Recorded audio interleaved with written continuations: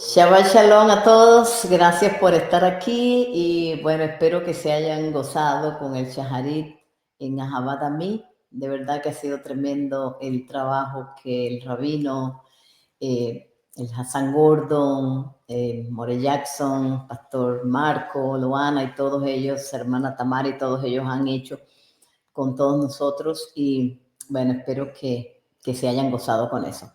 Hoy tenemos un tema diferente, especial, creo que es la primera vez que yo hablo de este tema, para Shah Vayelsei, y creo que va a haber unas cosas bastante interesantes. Voy a compartir aquí para hacer primero la oración y darle las lecturas. Las lecturas de hoy estaban en Génesis, o están en Génesis 28, 10 al capítulo 32, 4, las estará en Oseas, capítulo 11, 7 al 14, 10, y el Brit Hadashah yo tomé el libro de Juan. Hay varias lecturas que voy a mencionar, pero tomé el libro de Juan, capítulo 10, 9.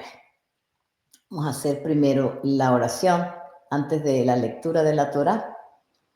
Baruch atah Adonai Eloheinu melech haolam, asher kideshanu mimbotav et sivano al dibrei Torah. Bendito eres tú, Adonai, nuestro Rey del Universo, que nos has santificado con tus mandamientos y nos has ordenado ocuparnos de las palabras de la Torah. Bueno, ¿quién cree en los ángeles? ¿Quiénes creen que los ángeles existen? Porque se escuchan tantas cosas, unas personas dicen que sí, otras personas dicen que no.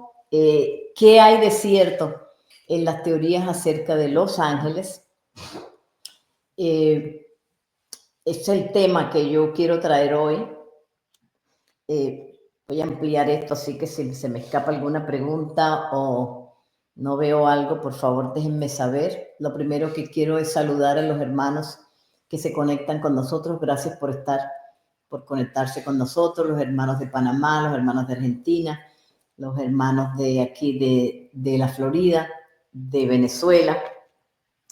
¿De dónde más tenemos? Bueno, déjenme saber si hay alguien más para saludarlo. Gracias por el apoyo, gracias por estar aquí. ¿Qué hay de cierto en la historia de los ángeles? Hoy vamos a tratar este tema y vamos a ver varias opiniones, varios puntos de vista, pero al final va a ser usted el que va a sacar sus propias conclusiones. Le voy a pedir que me siga porque va a haber algunos cambios, algunas cosas que de pronto van a parecer que nos estamos perdiendo, pero no nos vamos a perder. Le prometo que no nos vamos a perder. Pero sí vamos a tratar de mirar esta parte de la parashá que habla de los ángeles que subían y de los ángeles que bajaban. Vamos a leer el texto. Como siempre, a mí me gusta dejarles en la parte donde está la parashá, ¿verdad? Y Jacob salió de Beersheba y se dirigió a Harán. Esa es la primer versículo de la porción de esta semana donde está el nombre de la parashá. Pero yo me voy a referir a los tres versículos siguientes, el 10, 11 y 12. Y hay unos términos que me gustaría que usted tomara en cuenta y que hiciera un pare ahí para que lo analizáramos en un poquito. Dice, llegando a un cierto lugar, ¿sí? Fíjese que aquí le llama un cierto lugar. Pasó allí la noche porque ya el sol se había puesto. Tomó una piedra del lugar, ahora le llama el lugar. Y hay una gran diferencia cuando hablamos de un cierto lugar o cuando hablamos de el lugar. Es como cuando hablamos de un nombre o cuando nos referimos a el nombre, ¿verdad? Cuando hablamos en algunos términos de un Elohim o cuando hablamos del Ha Elohim. Cuando se usa este artículo antes de ciertas palabras, como en este caso del lugar, el lugar, se está refiriendo a algo muy, muy específico. Y este lugar que aparece en las versiones hebreas, ¿verdad? Como el Macón, que es el sitio donde hubo el sacrificio de Isaac, donde ahora Jacob colocaba una piedra y dijo, esto realmente es la puerta del cielo. ¿Cuál es este lugar?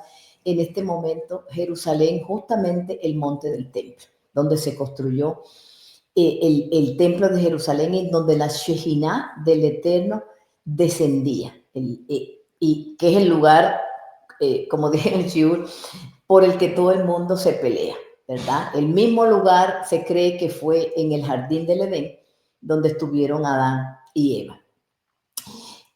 Dice también, y lo puso por cabecera y se tendió en aquel sitio y tuvo un sueño. Y aquí una escalera, este es otro término que quiero que lo tengan ahí, una escalera apoyada en la tierra, ¿verdad? Cuya parte superior, quiere decir que si había una parte superior, también hay una parte inferior, cuya parte superior alcanzaba los cielos. He aquí, los ángeles de Dios subían y bajaban. No bajaban y subían, sino subían y bajaban. ¿Qué quiere decir esto? Que si los ángeles subían, quiere decir que estaban aquí en la tierra, ¿verdad? Y eso es algo bien interesante porque quiere decir que estaban aquí en la tierra y luego ellos subían, ¿verdad?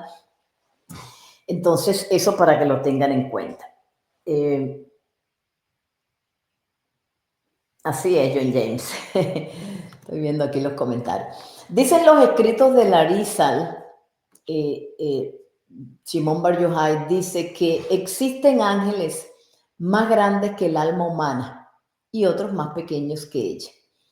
No obstante, los ángeles que escoltan a las personas, quiere decir que hay ángeles que escoltan a las personas. Le llamábamos nosotros, y me acuerdo cuando estaba niña, el ángel de la guarda. Ángeles que escoltan a las personas son más pequeños que ella, mientras que los que escoltan y rodean a Hashem son más grandes que las almas humanas. Por eso algunas personas se han referido a veces sobre unos tipos de ángeles, unas figuras que son muy, muy grandes. Ahora, ¿qué son en realidad los ángeles? Rambán, en su Guía de los Perplejos, dice que son inteligencias separadas de la materia. Aristóteles también creía eso. No dotados de cuerpo, pero que han sido creados. Ahora, si no son dotados de cuerpo, ¿qué es entonces lo que nosotros vemos? Y ahí es que queremos llegar también. No son materiales, ni tienen fuerza, ni tienen figura estable o corpórea. Y esto de que no tienen una figura estable es bien interesante y bien importante entenderlo, porque quiere decir que ellos no tienen una figura propia, sino que ellos pueden adquirir alguna figura aparte del espíritu, sino que todo ello existe en visión profética y por obra de la facultad imaginativa. Quiere decir también que muchas de las cosas que nosotros vemos, más que de ser la realidad, es algunas cosas que nosotros las vemos no solo en visión profética, sino en nuestra propia imaginación. Les voy a poner un ejemplo. Cuando alguna persona a veces dice que se me apareció mi mamá, que murió, no es en realidad que se presentan los muertos, porque ellos están descansando. Pero sí puede ser un ángel que adquirió esa figura, porque es la figura que nosotros tenemos en nuestra mente, en lo más escondido de nuestra mente, en nuestros conciencia, ¿verdad? Pero también es una figura que nosotros vamos a aceptar porque es de un ser conocido, ¿verdad? En este caso no es en realidad, inclusive hay personas que dicen, me dijo algunas cosas y me dio unas indicaciones, pudo haber sido un ángel que tomó la apariencia de esta persona. Un solo ángel, dice Rambán también, no efectúa dos misiones, ¿verdad? Ellos van cada uno para una misión. Ni dos ángeles hacen la misma misión. Quiere decir que cuando el Eterno mandó a un ángel a hacer una misión, esa es la que va a hacer. No puede mandar después a otro y decirle, no, este no la terminó, ellos por lo general completan su misión, ahora vamos a mandar a otro, o vamos a mandar a uno para que le ayude. Ahora, el Tanía tiene otros conceptos y dice que no tienen libertad de elección entre el bien y el mal. O sea, lo que llamaríamos nosotros el libre albedrío, como lo tiene el hombre. Y su temor y amor a Dios le es natural. Quiere decir que ellos tienen un amor innato hacia el Eterno, no como nosotros, que nosotros necesitamos elegir entre el bien y el mal y también nosotros necesitamos elegir si amamos a Dios o no. Ahora, a excepción de los ángeles superiores, que son los que están más cerca del Eterno, cuyo servicio a Dios es con temor y amor inteligente. ¿Ok? Entonces ya ahora vamos entendiendo que hay varios tipos, ¿verdad? De ángeles. Hay unos ángeles que son superiores y hay otros ángeles que son, llamémoslo, de menor jerarquía.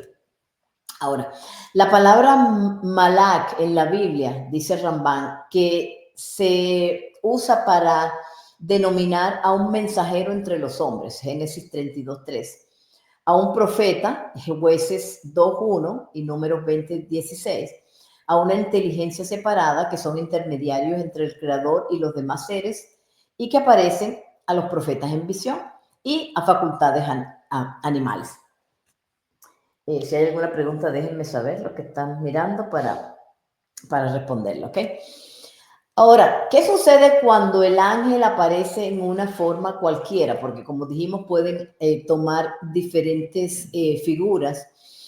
Puede ser una visión profética, como sucedió en Génesis 18:2, que dice, vio parados a 3 varones. Puede ser también como un hombre terrible, en forma de un hombre terrible y formidable, como en Juez 13:6 dice, tenía el aspecto de un ángel de Dios muy temible, o en forma de fuego. En Éxodo 3:2 dice, se apareció el ángel de Hashem en forma de llama de fuego. ¿Ok? Ahora, hay ciertas jerarquías, como dijimos, dice el libro de Derek Hashem, y tengo varios libros aquí que les voy a ir mostrando porque quizás ustedes los pueden adquirir. Y me gusta mucho, es muy, muy interesante. Y me gusta mostrarlo porque, como decía el More Giovanni, aquí no usamos inteligencia artificial, aquí compramos los libros y los leemos, ¿verdad? Dice, hay ángeles encargados de la naturaleza física que son encargados de mantener todas las creaciones materiales de acuerdo con sus leyes naturales. Y sobre estas están los ministros encargados de decretos de la retribución de una recompensa o de llevar un castigo. De estos ministros vamos a hablar más adelante. Estos ponen en funcionamiento a los ángeles de la naturaleza, sí, estos ministros, para que ocurran las cosas conforme a los decretos. Recuerden que en el mundo se dan decretos y hay decretos que se tienen que cumplir cuando se dan. Cuando vimos los estudios en Rosh Hashanah hablábamos de eso. Él envía, estamos hablando del Eterno, él envía su influencia sobre un ángel y ese ángel sobre otro ángel de nivel inferior. Quiere decir que hay una jerarquía. Recuerde que el apóstol Pablo hablaba y decía, mi lucha no es contra sangre ni carne, sino contra potestades, contra gobernadores de las tinieblas, ¿verdad? Contra fuerzas, ¿verdad? Más poderosas. Dice también el autor de Derek Hashem, dice que el reino celestial se asemeja a un reino terrenal, quiere decir, como lo que es arriba es abajo. Él estableció distintos tribunales, hablando del Eterno, formados por entes espirituales ordenados en niveles determinados y en un orden específico para que delante de ellos sean traídos todos los casos que deben ser juzgados. Quiere decir que los ángeles están aquí como unas entidades encargadas de supervisar, encargadas de llevar también un mensaje para que se pueda juzgar a los hombres en la tierra. Ahora, vamos a tener en cuenta, más adelante también vamos a hablar qué podemos nosotros hacer con todo esto.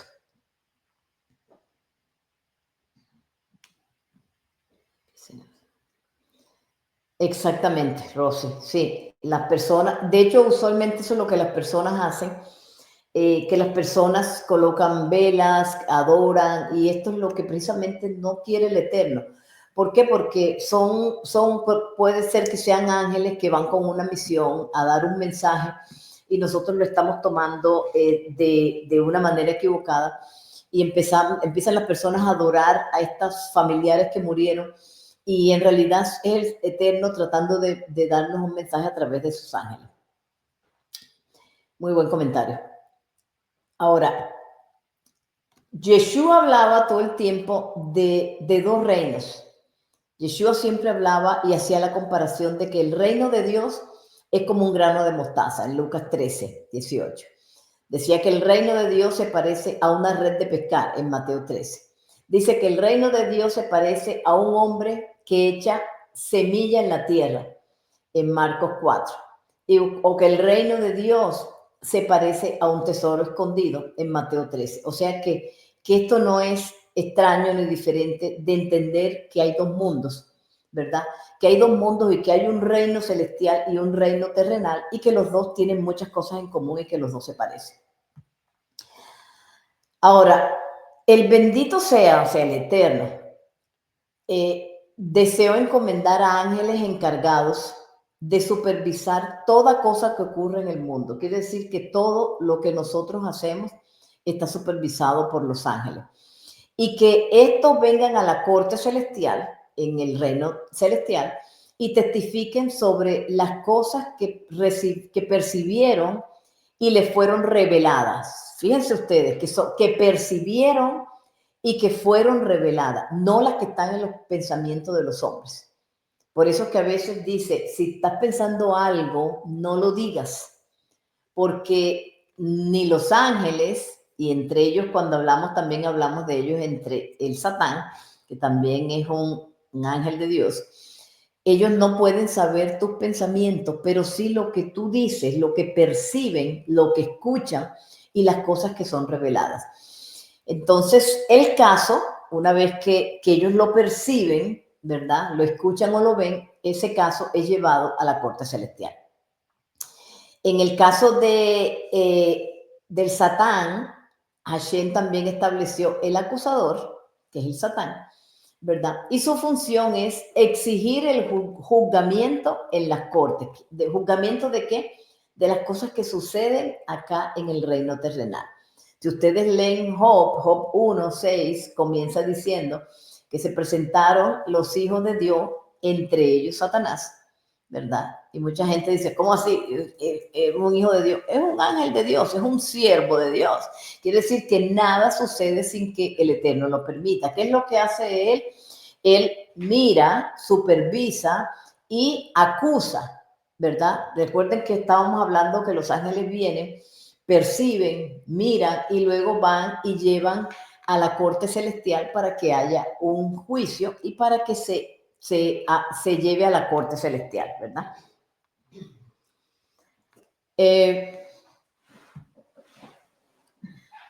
Ahora, dice el rabino Shapira en su libro de la caída de Edom, se los voy a mostrar porque las personas, creo que lo tenía por aquí, tengo el nuevo jamás, en la caída de Edom, dice, cualquier juez que dicte una sentencia de acuerdo a la verdad absoluta hace que la presencia divina descanse entre Israel.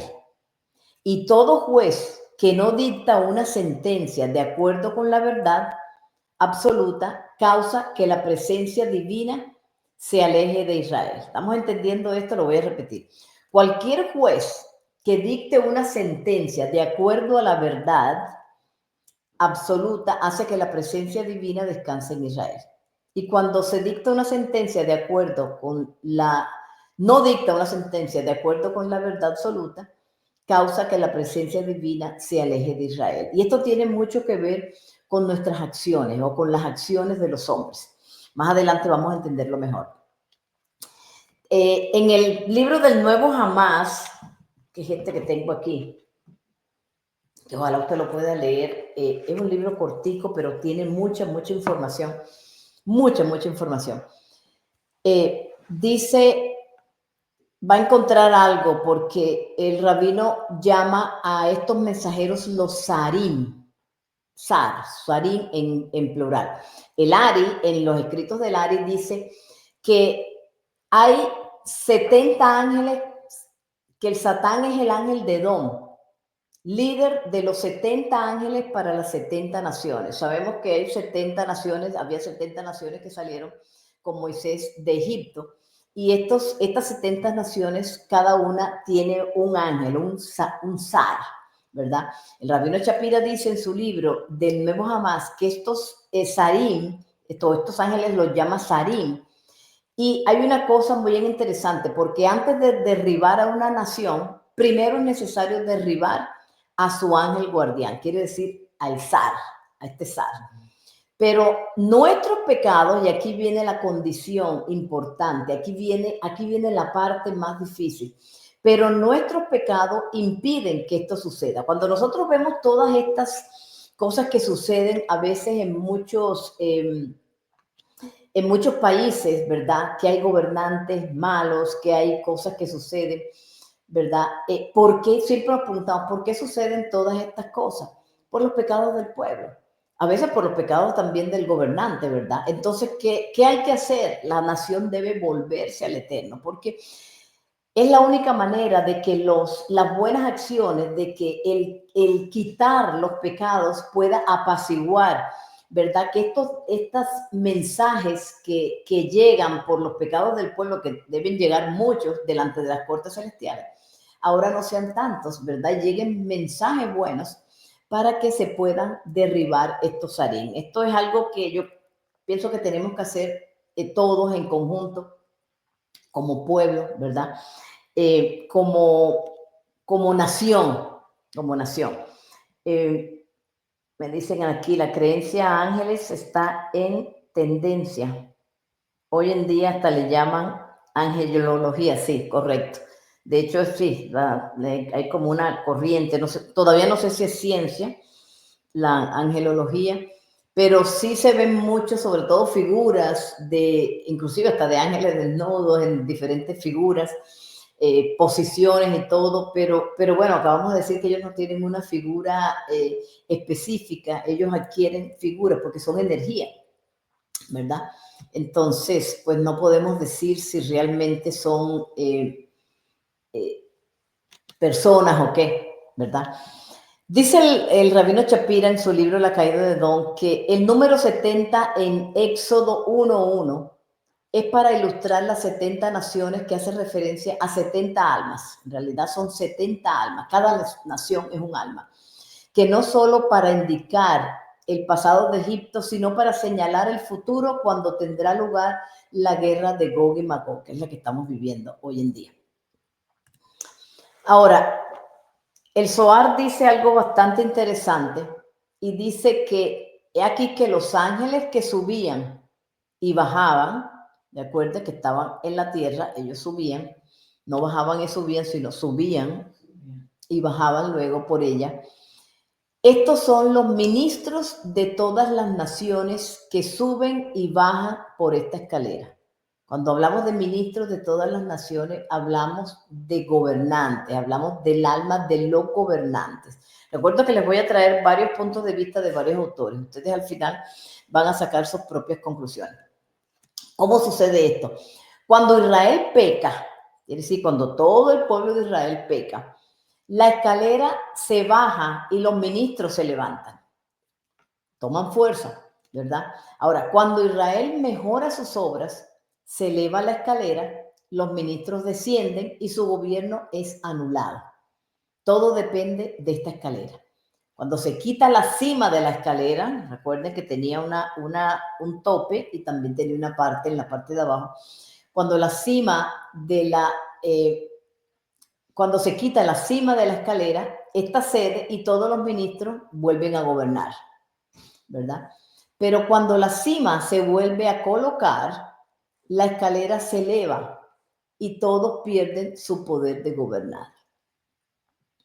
¿Ok? Estamos entendiendo. O sea, quiere decir que todos estos gobernantes malos, toda esta gente que hace tanto daño a las naciones que a veces quisiéramos que todos desaparecieran, ellos toman fuerza con nuestras acciones. Ellos se debilitan y toman fuerza con nuestras acciones, ¿verdad? Y ellos se les ha concedido, ¿verdad? Este poder de ascender o de fortalecerse, pero también de descender y de debilitarse. En la parashá de la vez pasada, entendíamos un poquito por qué esto. ¿Se acuerdan de la condición de la que hablaba el pastor Espinato, de la condición que se le dio a Isaac y a Jacob y a Esaú cuando se le dio la bendición, ¿verdad? Si cumples la Torá, vas a recibir bendición. Pero si no cumples la Torá o tus acciones son malas, ¿verdad? Te va a suceder todo esto. O sea, esa va a prevalecer, o Edom va a prevalecer sobre ti, ¿verdad? Y se va a fortalecer. Entonces, más o menos esta es la figura, ¿ok? Para poder entenderlo. Ahora, el rabino Shapira, en su libro de las buenas nuevas del COVID, dice que Radak valida la noción de que la escalera es la Torá. Hemos visto varios puntos de vista acerca de quién es la escalera, de que la escalera para Radak es la Torá. En la frase, he aquí, había una escalera, la escalera, lo que está con amarillo en hebreo, es la palabra sulam, y su gematría es 130, y es la misma gematría de la palabra Sinaí, alegando que en Sinaí se recibiría la Torá, y que la Torá iba a ser esta escalera que nos iba a ayudar a nosotros a ascender, ¿verdad? ¿Por qué? Porque, bueno, mientras nosotros cumplamos la Torá nos ayuda a nosotros a acercarnos al Eterno y ascender también como personas. Ahora, dice el Zohar también en su sección Vayelsei, la Parashá Vayelsei, dice que Jacob vio a Metatrón gobernando. ¿Quién era Metatrón? ¿A quién se refieren con Metatrón? Al ángel de la presencia, ¿sí? Al que nosotros llamamos Yeshua. Todavía no era Yeshua en este momento, pero era el ángel de la presencia. Vio a Metatrón gobernando sobre lo que es suyo y gobernando el mundo por las fuerzas de su dominio, de el nombre del Shaddai. Cuando se levanta, los ángeles de Edom se levantan con él. Cuando desciende, los ángeles de Elohim descienden con él. Los que dominan este mundo lo hacen a través de él. ¿A través de quién? Del ángel de la presencia, de Metatron. Y todos dependen de esta escalera. Él es la casa de Elohim, la puerta. Recuerden esa palabra, la puerta, a través de la cual uno pasa para entrar. ¿Para entrar a dónde? Al reino de los cielos. ¿No dice Juan 10:9 que el Mesías dijo, yo soy la puerta, el que por mí entra será salvo, y entrará y saldrá y hallará pastos? Es decir, que gracias a esa puerta tú puedes entrar y puedes salir. Ahora, dice el rabino Shapira en las buenas nuevas del COVID, que la escalera apoyada en la tierra no es otra cosa que el Mesías, para poder subir y bajar entre el reino superior y el reino inferior. Acuérdense que estamos hablando de dos reinos. Del reino inferior y del reino superior. Y para esto se necesita un vehículo que pueda ir a través de los dos mundos. Un reino celestial, un reino terrenal. Dos mundos. Con el fin de recibir las instrucciones de construcción del reino de arriba y para poder despertar a los cielos cuando se sube. Esta escalera, la que proporciona la autorización, es esta escalera la que proporciona la autorización y las herramientas para iniciar el proceso de ascensión. O sea que para nosotros poder ingresar o ascender hasta el reino superior, nosotros necesitamos la conexión con el Mesías. Es por eso que siempre hemos dicho que no nos podemos soltar de la mano del Mesías. Inclusive en el mismo shiur que acabamos de ver hace poquito, decíamos que a veces cuando llegamos a los caminos de la Torá, queremos soltarnos de las manos del Mesías, ¿verdad? Porque queremos hacer las cosas nosotros solos. Y no lo podemos hacer solo porque necesitamos cruzar ese desierto, necesitamos ascender, pero de la mano del Mesías. Él es la escalera, no podemos hacerlo por nosotros mismos. Ahora, hay otro punto de vista, ¿verdad?, del rabino en su libro de las buenas nuevas del COVID, que dice que en Génesis 28:12, la palabra para ángel es malak, alguien que trae un mensaje a Dios. Se usa mucho como mensajero. A veces no son en realidad ángeles, sino mensajeros, ¿verdad? Por eso hay que mirar siempre el contexto de lo que esté hablando, si es un mensajero o si en realidad es un ángel.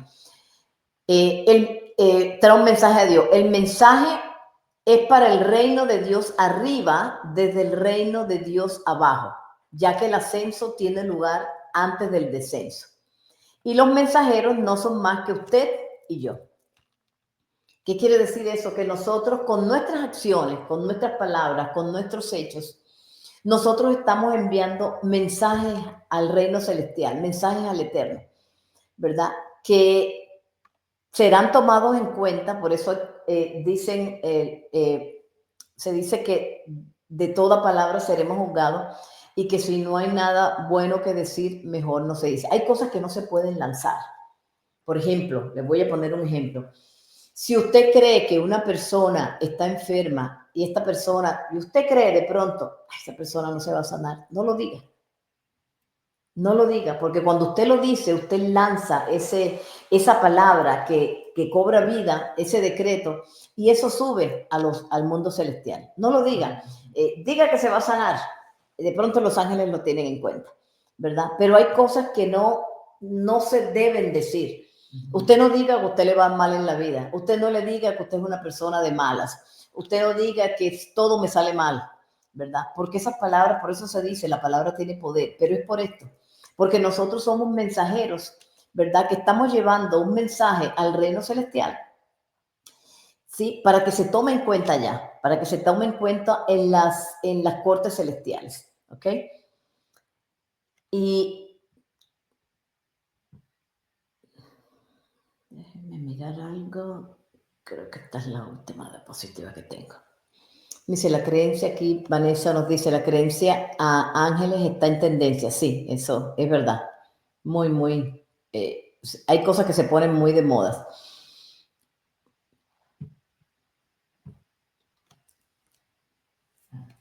Y con esta diapositiva voy a terminar. Dice el Rabino Shapira en su libro de las buenas nuevas del COVID. Este libro ustedes, hermanos, tienen que leerlo. Es un libro muy lleno de mucha información, muy interesante, pero sobre todo de mucha revelación. Y es un libro como muy espiritual, ¿sabes? Muy mesiánico y muy espiritual. Creo que tenía el otro aquí. Entonces, es un libro que hay que leer. Dice que los mensajeros de Dios en el pasaje de Génesis son los siervos del Señor, quienes son llamados malajim, ¿verdad? Como nosotros, o mensajeros. Aquellos que son sabios, aquellas personas que son sabias, creen que incluso su descenso, quiere decir su descenso cuando están pasando por dificultades, representa una mayor oportunidad para un mayor descenso. ¿Qué quiere decir esto? Cuando Jacob estaba pasando por este momento, era un momento de mucha dificultad y los sabios dicen que cuando suceden estas cosas, cuando se habla de estos malajim, por eso digo, hay que tener muy en cuenta el contexto, por eso les dije al principio, ustedes van a sacar sus propias conclusiones. Cuando se habla de ángeles, de qué tipo de ángeles se está hablando, ¿verdad? Porque siempre hay un contexto y hay que conocerlo bien, hay que entenderlo bien. Pero en muchos casos, ¿sí? Dice el rabino que los mensajeros de Dios en el pasaje, ¿verdad? De Génesis, son los siervos del Señor. Escuchamos varios puntos de vista, quienes son llamados malajim o mensajeros, ¿verdad? Aquellos que son sabios, aquellas personas que tienen entendimiento, aquellas personas que entienden en realidad lo que está sucediendo y cómo se puede manejar una situación. Ellos creen incluso que su descenso, ¿verdad? Representa una mayor oportunidad para un mayor ascenso. Quiere decir que cada vez que usted esté pasando por un problema, cada vez que usted tenga una dificultad, cada vez que usted tenga una enfermedad, cada vez que usted tenga una pérdida, es un momento para usted levantarse, para acercarse a Dios y probablemente su postrer estado va a ser mejor que el primero. Sucedió con Job. pasó por muchas vicisitudes y luego al encuentro con el Eterno, su postrero estado pasó a ser mejor. Esto es lo que nosotros podríamos hacer para aprovechar las situaciones cuando las situaciones no son buenas. No siempre son malas porque nos merezcamos un castigo, no siempre obra de esa manera, ¿verdad? Sino también son malas porque necesitamos una oportunidad de crecer, necesitamos una oportunidad de ascenso. Y este es un buen momento para nosotros conectarnos con el Eterno, para nosotros reconocer nuestros errores, para nosotros evaluar nuestra vida y para nosotros inclusive tomar buenas decisiones, mirando las cosas que a nosotros de pronto nos han sucedido y sobre todo aprender a conocer mejor a nuestro Creador, ¿verdad? Y saber de la manera que Él actúa. Una de las cosas más difíciles que yo creo que un creyente puede hacer es entender cómo Dios obra. ¿Por qué? Porque nosotros necesitamos partir de algo, hermano. Necesitamos partir del principio de que Dios no es injusto. Y que las cosas que suceden siempre suceden por algo. Suceden porque necesitamos crecer. Sucede porque necesitamos mejorar. Suceden porque necesitamos a veces llegar al fondo de nosotros mismos. Hay personas que de pronto creemos que lo estamos haciendo bien y cuando creemos que lo estamos haciendo bien, el Eterno nos manda una situación solamente para que nos demos cuenta que no lo estábamos haciendo tan bien, pero que podemos mejorar, ¿verdad? Que podemos llegar a ese conocimiento de nuestra alma, sí, para poder rectificarla, porque recordemos que una de las cosas que nosotros necesitamos hacer en este mundo es rectificar nuestra alma. Para eso estamos aquí. Y para eso son los desafíos, para eso son las pruebas, para eso son todas las cosas que nosotros pasamos. El mismo Jacob nos enseñó mucho, ¿verdad? Con cada prueba, con todas las dificultades que pasó. No todo lo que le pasó a Jacob le sucedió porque engañó a su hermano, también porque necesitaba crecer, también porque el Eterno quería ser de él, iba a ser el padre, ¿verdad? De los 10 hijos que iban a formar las 12 tribus de Israel. Entonces tenía que ser un hombre que iba a ser pasado por el fuego. Entre más grande sea la misión que el Eterno nos vaya a encomendar, más seremos probados, más grande será la prueba. Necesitamos ser pasados por el fuego en muchas ocasiones y que después de ese desafío nosotros aprendamos, ¿verdad? Y nosotros podamos salir siendo mejor persona. Es mi oración hoy, ¿verdad? Que el Eterno te dé la oportunidad de crecer, te dé la oportunidad de salir adelante después de cada desafío, que te dé la fuerza, que te dé la sabiduría de poder superar cada desafío y que podamos entender qué es lo que está sucediendo cuando nos estamos pasando por alguna situación y que nosotros podamos tomar las decisiones adecuadas, ¿verdad? Y que podamos sacar lo mejor de ellas, porque si hay algo de lo que nosotros podemos aprender, son de los problemas. A veces aprendemos más de los problemas, me lo decía un estudiante, me decía, profesora, aprendemos más de las preguntas que no salieron buenas en el examen que de las que salieron buenas. Claro, porque las que salieron malas las rectificamos, ¿verdad? Y estas nunca más se nos van a olvidar. Igual pasa con las pruebas, igual pasa con los desafíos. Las cosas malas que nos pasan son cosas que nosotros vamos a evaluar, son cosas que vamos a mirar hacia atrás y la vamos a mirar con lupa. ¿Qué fue lo que realmente sucedió? ¿Por qué me sucedió esto? Y ahí nosotros vamos a encontrar realmente en qué fallamos. Y cuando encontramos en qué fallamos, nosotros tenemos la oportunidad de enmendar y de restituir y de corregir, ¿verdad? Esa parte de nuestra alma que de pronto estaba fallando y sobre todo de conectarnos con el Eterno de una manera que difícilmente nos vamos a poder separar de Él. Entonces, esta es mi oración para ustedes, hermanos, y que el Eterno los bendiga, que el Eterno los guarde, que el Eterno les dé esta oportunidad de ver las cosas, inclusive las cosas malas, como cosas buenas. Shabbat Shalom. Shabbat Shalom.